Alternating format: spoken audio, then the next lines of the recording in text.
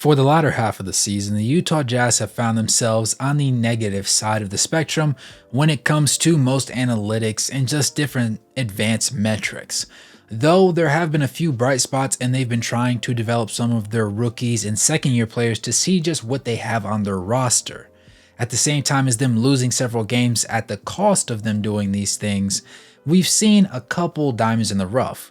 One of them being the Isaiah Thomas situation, where Isaiah Thomas played 4 games, averaging over 34 points per game for the Utah Jazz G League affiliated team, the SLC Stars, before eventually earning a 10-day contract that he is currently on with the Phoenix Suns, welcoming him back into the NBA game. Another interesting pickup by the SLC Stars currently has been Kenneth Lofton Jr. He's a player that has had a very interesting league experience so far, more so because he has a more interesting build that most guys just quite simply can't play as athletically or as capably around other high-level, high-intensity players and athletes as he has been able to. At the height of 6'6" and weighing in at roughly 275 pounds, he's a big boy. And being that he is so massive and borderline seems like he has to be pushing 300 pounds at other points in the season, he's not a guy that has had the best opportunity and the best role in today's league. He's not a terrific shooter by any stretch of the imagination, and because most of his game is predicated on his ability to get to the rim and either get layups in or get some smooth floaters off and hook shots, he just hasn't had the greatest opportunity to be the best version of himself since he came to the NBA level. In college, he was a problem.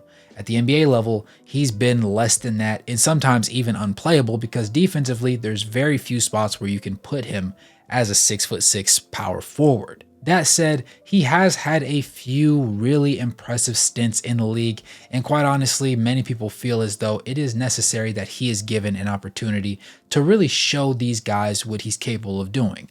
And the SLC Stars has been providing him with the best grounds to actually do it. Now, across his career, he's played roughly half of an entire NBA season at just 41 games. In that same time span, he's also played an average of just 6.9 minutes in NBA regulation games, shooting 47% from the field on 3 attempts, shooting 31% from 3 on 0.7 attempts, while also shooting 57.1% from the free throw line on just 1 attempt per game. Now, he also has tallied 1.7 rebounds, 0.8 assists, 0.2 steals, 0.1 blocks, and 0.5 turnovers to go along with a total of 3.9 points across the games that he's played in his career. Naturally, most people know him for having played for the Memphis Grizzlies, as that is where he started out his NBA career, and then this season he was traded from Memphis to Philadelphia, who eventually just left him with the G League opportunity, and then eventually he was pulled over by the Utah Jazz, naturally, on a 3-year non-guaranteed deal. Since then, he's been playing with the G League affiliate, and quite honestly, he's looked very impressive, but his most recent game has been the thing that really put him on the map. Now, he hasn't really had any particularly terrible showings just yet, but the thing that really made him stand out to a lot of people was the fact that in a G League regulation game, the man managed to drop 52 points, 16 rebounds, and 5 assists. Now, the most important fact of this is, of course, you'd expect him to get a significant number of rebounds considering the just general space that he tends to take up. He has a knack for being able to play through contact, and though he's not the tallest person on the floor, he does take up the most area, and it allows him to really box out and get into position to clean up the glass. At the same time, 52 points is a whole lot of points, especially for a man like Kenneth Lofton Jr., who can't rely on the 3-ball to be a big asset to his game. Considering the fact that most of his buckets come very close to the rim, you have to just put into context how many free throws and just how many attacks at the basket he genuinely got up and managed to make in order to put himself into position to actually make that sort of play. Kenneth Lofton Jr. has been a hard worker. He is a very conditioned guy, particularly for his size, because he does move deceptively quicker than most people would actually realize, and he doesn't exactly tire out as fast as most people would assume somebody as heavy as he is potentially would. But nevertheless, it's still not up to the standard of many more of your larger, lankier, and just overall stronger and more athletic and bouncy type of wings and forwards tend to be capable of doing. And that's the biggest issue with Kenneth Lofton Jr. because not only can he not shoot, but he's also too big to put himself in a position to do many things that other premier bigs in the league can do. it will end up ultimately, in my eyes, create a large issue of matchup problems that teams will have to scheme him out of. And it's kind of weird because he's not in a Stephen Curry or a Kemba Walker or an Isaiah Thomas situation where he will largely be the shortest player on the court, and that's why they're going to have to protect him. But it's more so because he just won't literally have the lateral foot speed necessary to put himself into winning plays and winning positions. And so he's going to rely on himself being more cerebral, being able to body guys up without fouling, and being able to put himself into a position to where most guys just can't affect him but so much when he is in the game.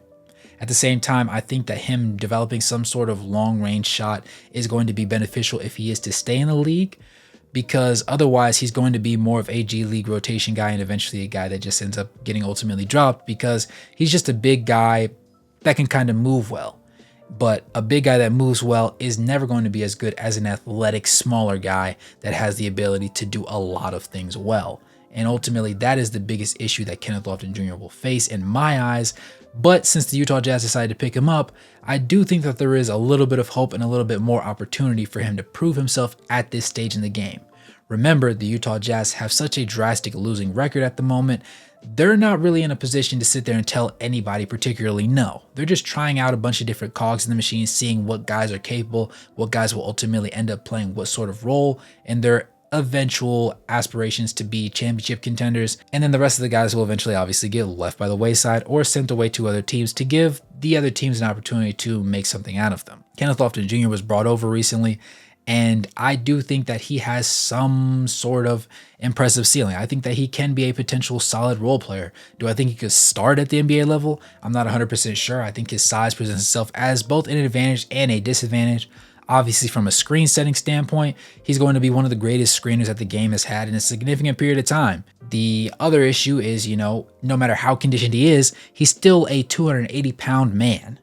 And the fact that he's only 6'6" puts a lot of strain on his bones and muscle tissues. While it may be something that he can push to the back burner for now, it's not necessarily going to be the easiest thing going forward, considering that he only gets older from this standpoint. And while he is still naturally a young player and he still has a significant number of years to where he can kind of overlook it and kind of just watch what he eats every now and then, I think ultimately it's going to be in his best interest to lose some of that weight to put himself into more playable shape. Because a lot of guys would like to compare him to Zion Williamson, but quite frankly, he just lacks that athleticism. Athleticism also is not the only thing that is necessary to be good as a forward, but when you're a guy like him and you have that massive weight, being able to be somewhat athletic, somewhat bouncy, having that extra dimension to his game goes a lot farther because it becomes a necessity. Because there's going to be some things in the game that he just quite simply cannot do. You will never expect him to get a chase down block. You're never going to expect him to be able to really be a great rim protector. He's all of 6'6". But he's still going to be ground bound and still be around the situation. So you'd like to be able to rely on him to do something for you defensively and just be able to be that wall that prevents guys from getting easy shots up. At the same time, you can't afford to catch him out on an island because that's not going to be productive for you anyways. Some people think that in his prime of his career, he could potentially be an all-star caliber player. And while I'm not willing to just rule that out just yet, I also don't know how well his game will play just out in a long-term situation for this team, whether it be the SLC Stars and eventually with the Utah Jazz or with another team in the NBA. We've seen Zion Williamson most recently be the most successful. Admittedly, he's significantly more athletic and he does have a stronger playmaking sense than Kenneth Lofton Jr. But at the same time, if the stat line that Kenneth Lofton Jr. is even mildly replicable, and you can average a double-double with this man at the G League level and also rely on him to give you about 5 assists, I think it's reasonable to assume at the NBA level he can borderline give you a double-double and at the same time provide some sort of playmaking and offensive hub type system, maybe to the likes of a Domantas Sabonis type of character, where yes, he's not necessarily going to be a shot blocker, but he's still going to be stout defensively and pretty solid at protecting the paint. And at the same time, he's also going to be a tremendous passer, even though he's not known for being a great shooter at the same time. Granted, Domantas Sabonis is a whole 6 inches taller than him at 7 foot, but Kenneth Lofton Jr. does have some redeeming qualities, and I think that there is some role on some team in this NBA league where he can be very effective. Right now, he finds himself with the SLC G League Stars, and I think that that's going to be the best opportunity he has for a significant period of time. But I would like to see him get a couple reps at the NBA level with the Utah Jazz, especially considering the fact that they've just been getting handled by most of the teams they've been playing recently, and because they're just giving a lot of young guys opportunities.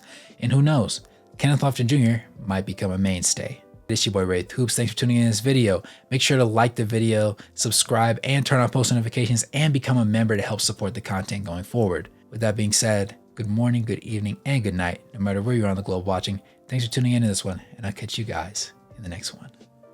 Peace.